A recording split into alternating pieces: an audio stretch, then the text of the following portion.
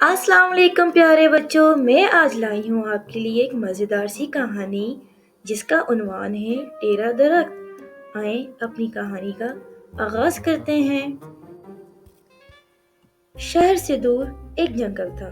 جنگل میں اونچے اونچے درخت تھے، سارے درخت سیدھے اور خوبصورت تھے۔ بچے ان کے گرد بھاگتے، خوشی کے گیت گاتے اور درخت کے سائے میں بیٹھ کر کھیلا کرتے تھے۔ بڑے بھی انہیں تعریف کی نظر سے دیکھتے، لیکن ان سیدھے سیدھے خوبصورت درختوں میں ایک درخت ٹیڑھا تھا۔ وہ ہر وقت اداس رہتا، اسے کوئی بھی پسند نہیں کرتا تھا۔ وہ سوچتا، کاش میں بھی اپنے ساتھیوں کی طرح سیدھا اور اونچا ہوتا۔ لیکن ایک دن 3 آدمی ایک بڑا سا آرا لیے جنگل میں آئے۔ انہیں دیکھ کر جنگل کے تمام درخت خوف زدہ ہو گئے۔ ٹیڑھا درخت بھی گھبرا گیا۔ ان آدمیوں نے آرا اٹھایا اور ایک ایک کر کے سیدھے، اونچے اور لمبے درختوں کو کاٹنا شروع کیا۔ جنگل میں کیس کیس کی آواز پھیل گئی، یعنی آرا چلنے کی آواز پھیل گئی۔ پورا جنگل اداس ہو گیا۔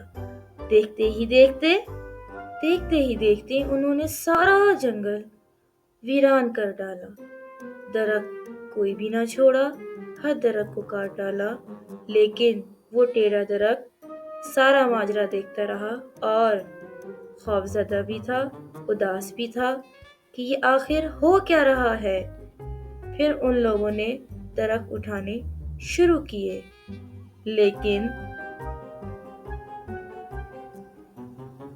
ٹیڑھا درخت دوستوں کی جدائی میں کچھ دن پریشان رہا، اداس رہا۔ لیکن کچھ دنوں بعد اسے خیال آیا کہ اگر میں بھی اونچا، لمبا، خوبصورت ہوتا تو میں آج زندہ نہ ہوتا۔ پھر اس نے اللہ تعالیٰ کا شکر ادا کیا کہ میں ٹیڑھا تھا، اس لیے میں بچ گیا۔ تو پھر خوشی خوشی ٹیڑھا درخت جنگل میں رہنے لگا۔